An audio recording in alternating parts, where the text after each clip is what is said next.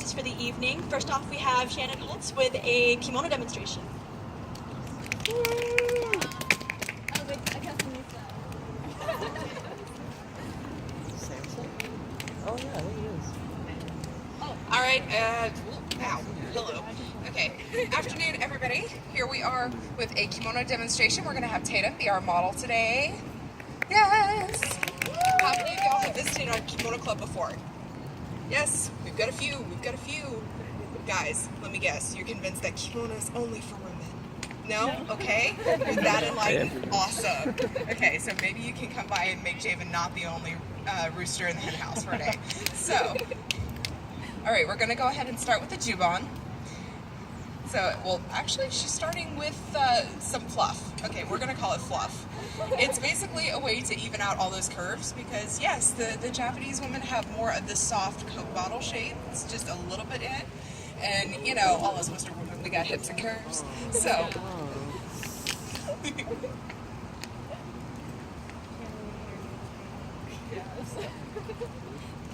and then your jubon is your underlayer. It goes between your skin and the kimono so that you don't mess up the silk.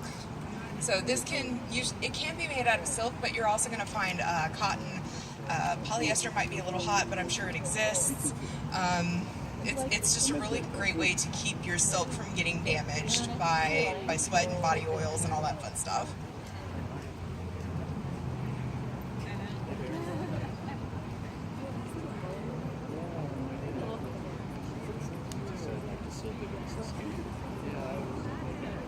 Wait, no, I was doing a theater performance once. I had the same one.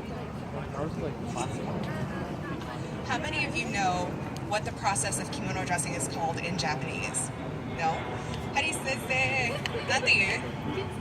Kitsuke. Hi.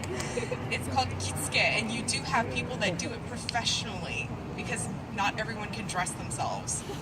Generally, the best you can manage is with a yukata because it's a very simple bow, or maybe a taiko knot.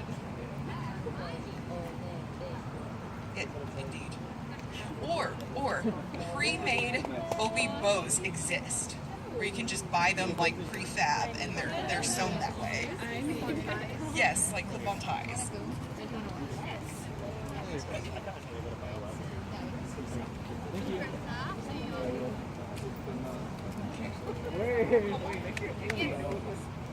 Okay, so today we're going to be dressing her in a komon kimono. Komon is a small pattern kimono. You can, buy the small butterflies, the all-over pattern.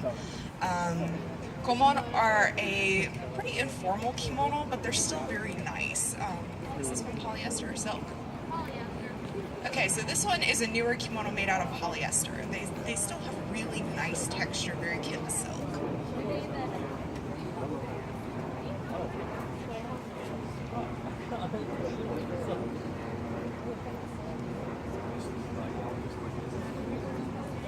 Okay, and you tie it first around the hips with what we call koshihimo. It's basically a string that's going to tie the main body of the kimono in place. And then you'll do a second string in the underbust that continues to hold it even tighter because kimono are essentially nothing but friction. There's no snaps, there's no zippers, there's nothing holding this together but friction. Imagine how many jokes you can make out of that. I'm sorry.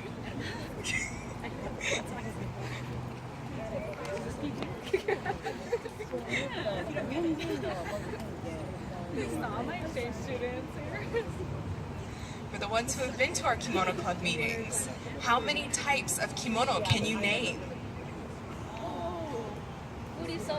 Furisode. Yes, the ones with the really long sleeves. Those are super formal. They're super shiny. They're super fancy. If you ever find a furisode with a black background, that's pretty rare. Jump on it if you can. What else can you name? Kosode? Komon would also be a kosode. It's got a shorter sleeve. These are going to be your mid-range formality all the way down to your yukata, which is very informal. The yukata are generally made out of cotton. They're worn in summer. I've heard them likened to jean shorts and a tank top. What else can you name?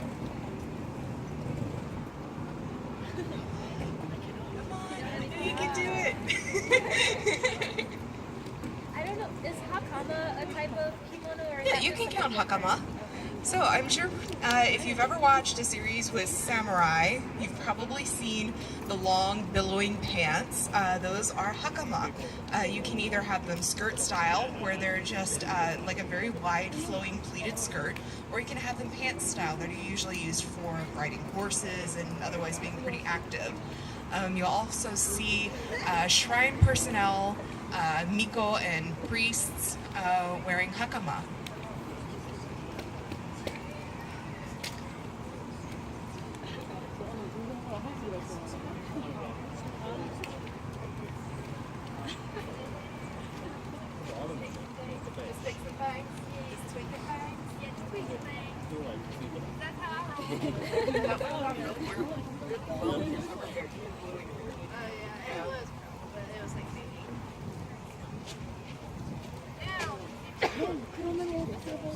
How many of you have worn kimono before? Yes, we got a half dozen. How about the guys? Have any of the guys worn kimono before? Yukata, maybe a jinbe, maybe a haori, the jacket? No? Now we definitely need to draft you. Definitely gotta grab you a jacket club now.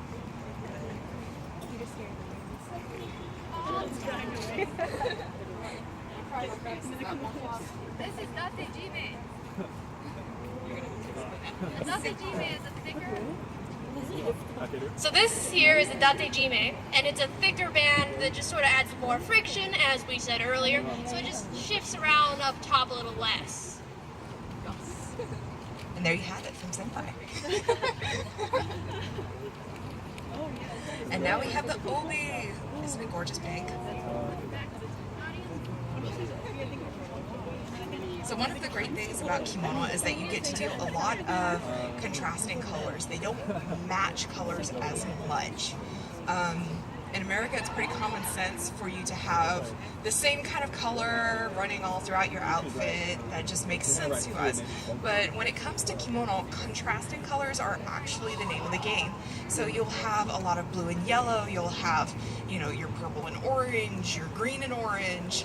In this case, we're having the blue and the purple contrasted with pink. So it's great to have all the wild colors. Yes. Are there any colors that are considered more traditional but have since kind of just changed with time? Thank you. Yeah, there are traditional color combinations, Okay. such as, let's see, dark blue. Like blues with purples, or like purples with mustard colors. Honestly, a lot of the traditional colors are contrasting colors and complementary colors. I've been told a couple times I have a very traditional color sense. I'm not entirely sure where they got that. You can also find some charts online if you look hard enough on traditional color schemes. If you look up stuff like kasane, you can find like the like layers that people used to wear in like the Heian period, which is my area of specialization. And you'll like read a lot of them in classical literature. People will talk about them, and when you're reading it, it sounds like, wow, that is a clashing outfit. But I'm sure it didn't look like that. Oh no, yeah. Kimono actually has this interesting factor where the colors don't clash when you think they will. Right. And it has to do with like material choices and the actual tones of the color itself. Right. Like usually the cooler looking characters. So what kind of knot are we having animals today? or emotions or feelings I will let you know, once you get into an obi like this, if you've never worn one, this is the equivalent of a corset. Your torso does not move anymore. Sorry. Good luck folding yourself into a car if you have to drive.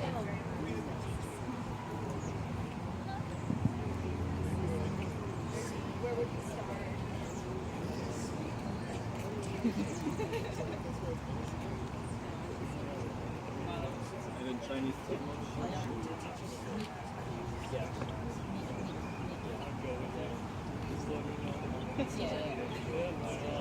I always like that.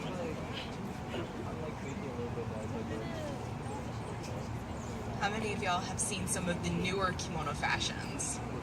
The ones that are mixed with Western wear? Do you know the names of any of them? No, but that's scary. Scary. I don't don't like them. What, are they the ones that are like all in dark colors or something? Oh, I just no. don't like them. I like the traditional. Yeah, no, not like that. I mean like kimono hime. Have you heard of kimono hime?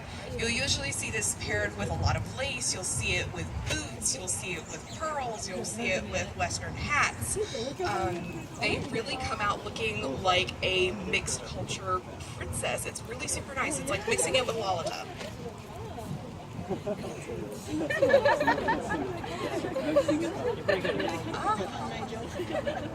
I am a human pocket. Of course. Yes, Never kimono guess where have my lots of phone places to is. stash stuff. So this is your obiage. It's this nice, pretty little scarf, yes, but it's also used to hide the pillow that gives the taiko knot its nice shape.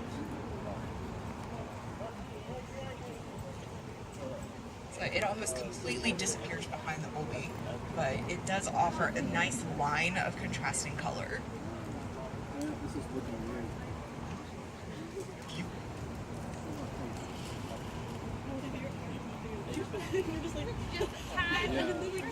Yes, lots of push and tugging.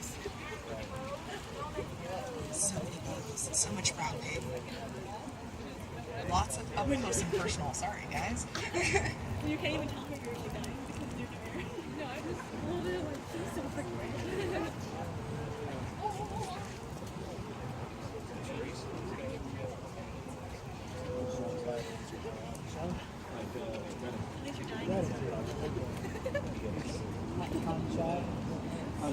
If you've ever tried to walk in a kimono, I'm sure you know that your stride is significantly shortened, and you end up kind of moving around like this.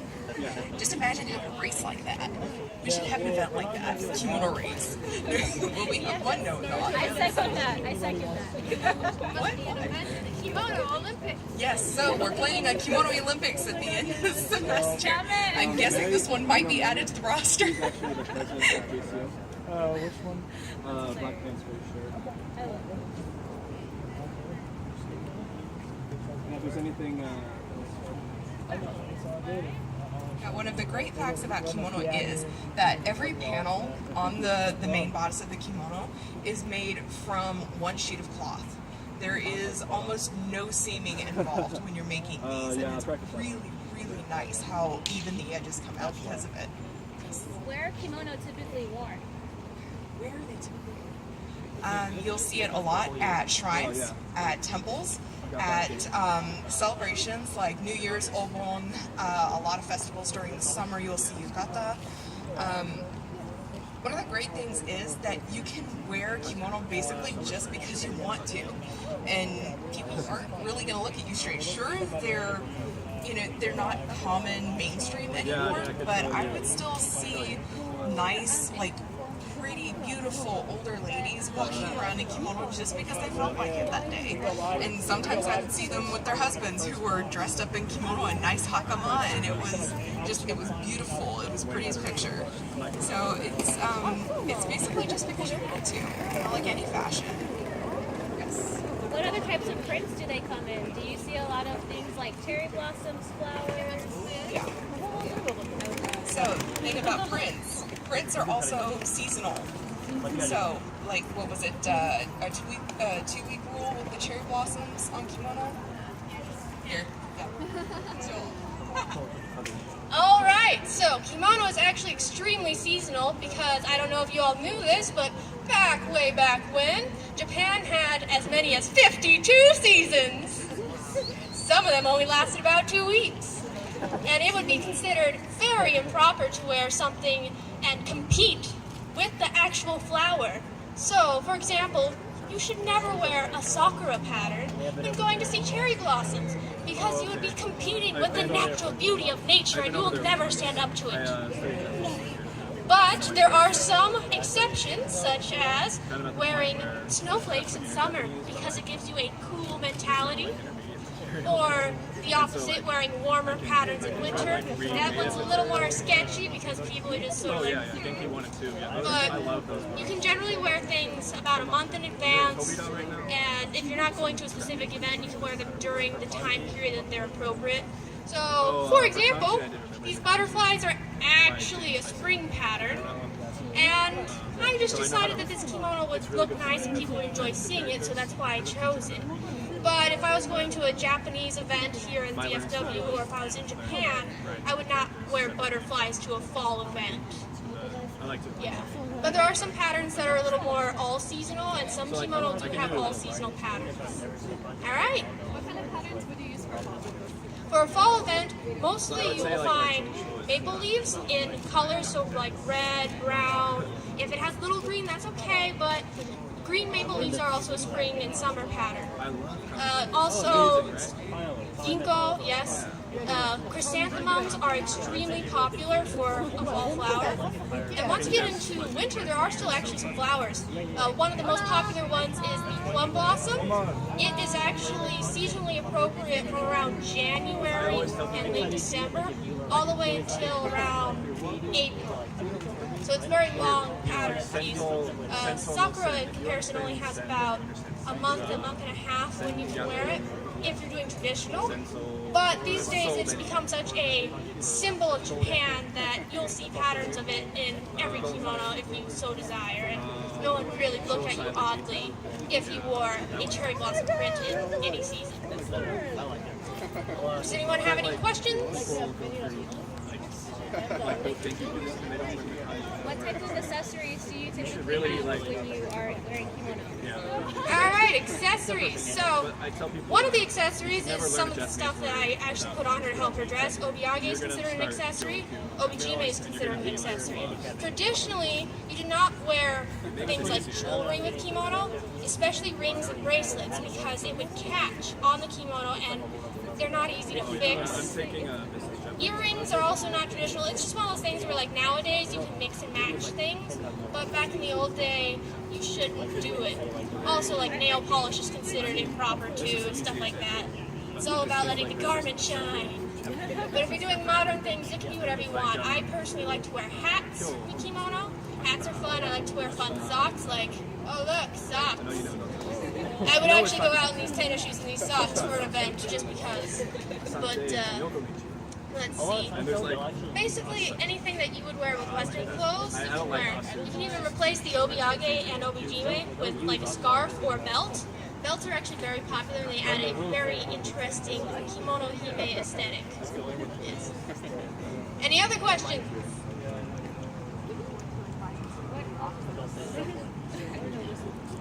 Alright, well, we are having a meeting on the one moment. Oh look, there's my phone. So up until now we have been meeting on Mondays, but since we've been getting low turnout, we're going to have a special meeting on, let's see, November the 29th at, I believe we chose 3 p.m. There will be updates on what room we're in as soon as I know. I think we should be getting that very soon here. So like us on UNT Kimono Club on Facebook or on our org sync for further details.